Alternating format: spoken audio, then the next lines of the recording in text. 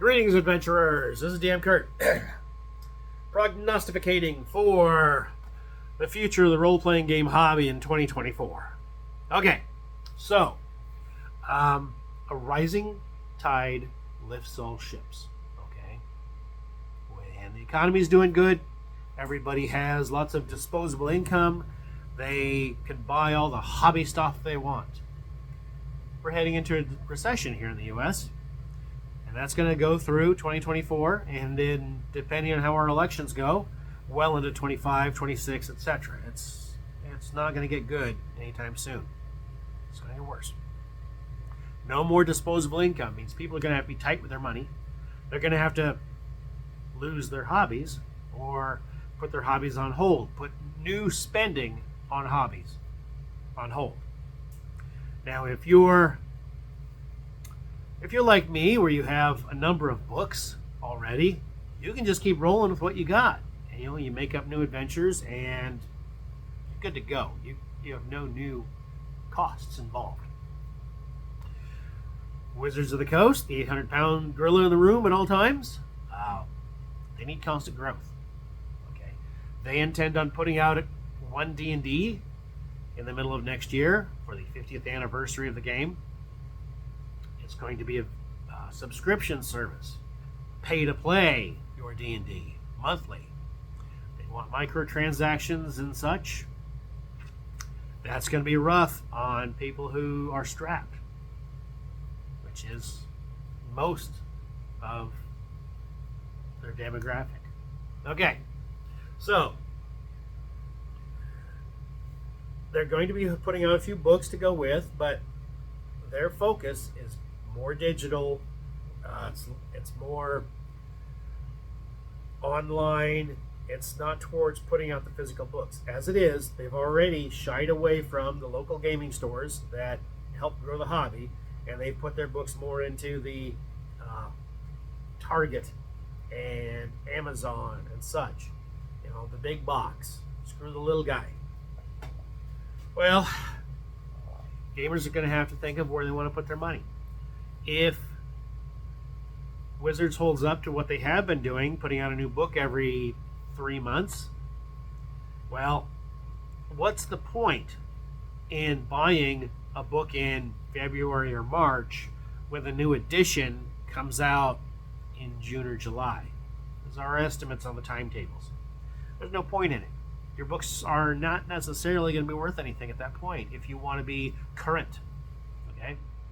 Your whole edition's going away. Why bother? Unless you just want to keep tabletopping analog, like I do. I don't go digital. Don't go online. Okay? I meet with other people in the physical space. Okay? As people are strapped for money, they should probably think about getting the most for what money they have. So, one of the most recent Kickstarters, Adventurer Conqueror King. 1,500 pages, right? At the $200 level of subscriber, backer for the Kickstarter, you get 3 hardbound books, 500 pages each. This is 426. This is Tome of Beasts by Kobold Press. That's not even 500. That's considered a weighty tome. Okay.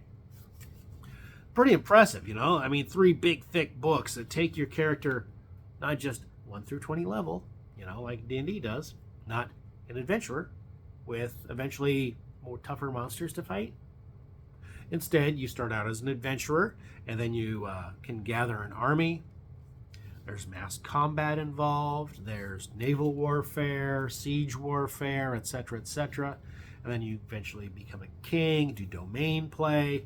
The really complete type game, right? Based off of basic rules. Okay. Like a lot of the OSR stuff. Based off of basic D&D. Cool. Ascending versus descending armor class, yada yada yada. You can flip those around easy. $200.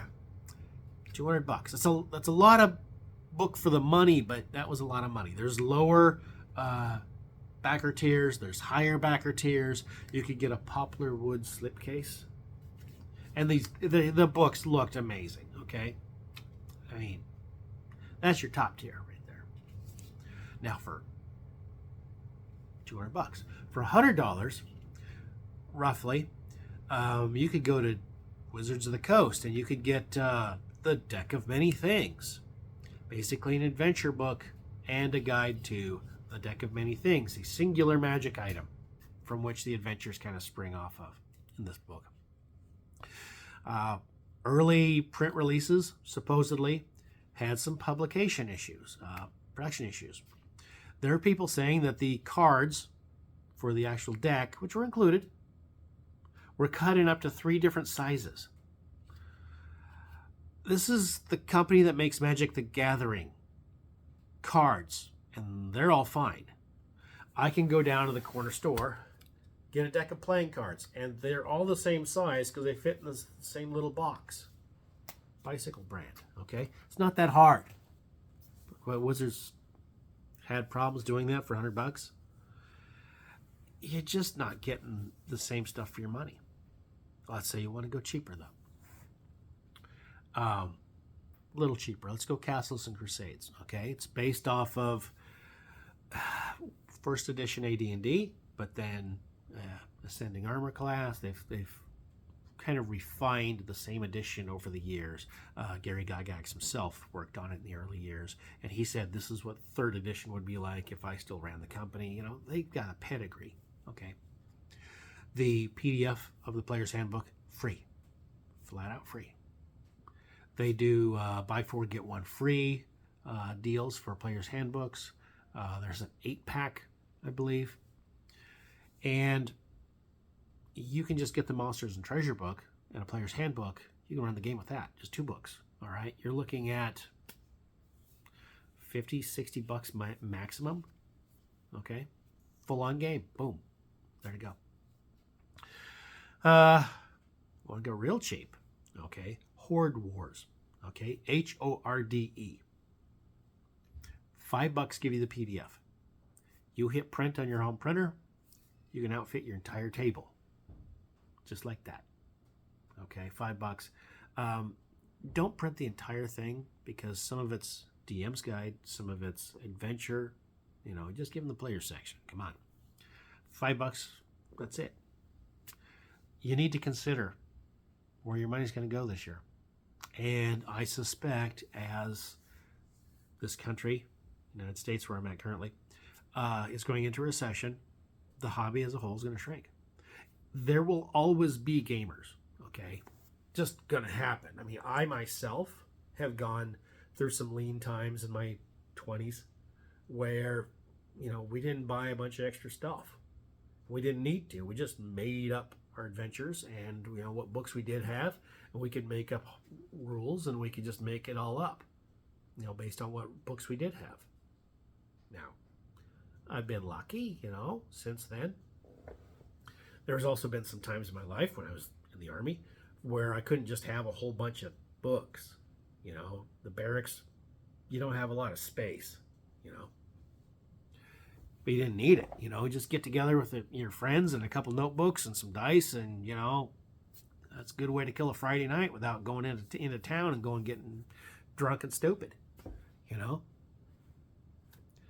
And not getting anything muddy, so for Monday morning barracks inspections and such, you don't have to do a whole lot of cleaning, you know. But anyway, that's where I see it for 2024. I see the whole hobby just shrinking a little more, a little more. Tell me I'm wrong. Explain to me why I'm wrong, if I am. In the comments, please. Thank you. DM Kurt, out.